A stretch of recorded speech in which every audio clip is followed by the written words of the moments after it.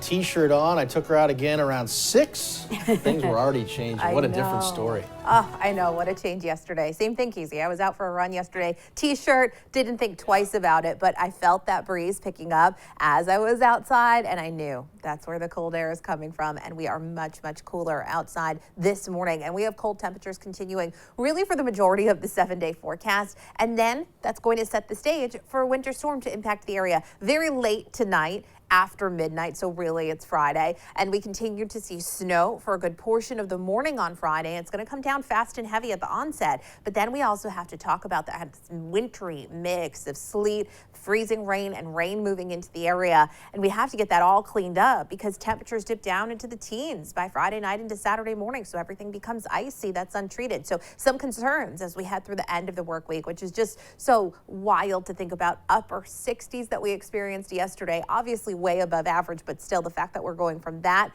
to this tomorrow of that wintry mess here in southern New England is pretty interesting setup there. Some rain will mix in for the Cape and the islands, keeping totals much lower for those areas. The most uncertainty for snow totals is going to be right over us because we start with a good portion of the area dealing with some heavy snow in the early morning hours, certainly impacting that morning commute tomorrow morning. And then from there, we track that sleet line as it continues to push farther inland, which of course will weigh down the snow, bringing the totals down and even wash away some of the snow if we get into rain like our coastal locations. So we'll be watching for all of that as we head through tomorrow. There is a higher chance of seeing close to a foot of snow north of the Mass Pike as we head into tomorrow because it stays all snow to the north of us, getting into some of that perhaps in that far northwest Rhode Island corner. But overall, it looks like most of us across Rhode Island and especially into southeastern Mass do end up with some mixing taking place. That's why right now we are still under a winter storm watch. For areas north of us, that's been upgraded already by the National Weather Service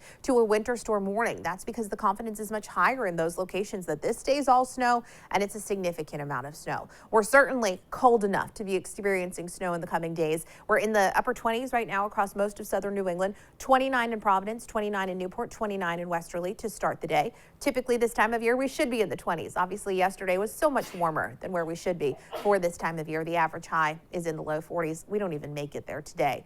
We also have this breeze from the northwest, 5 to 10 miles per hour, making us feel closer to the teens and low 20s outside this morning. So you're going to notice it the second you walk out the door.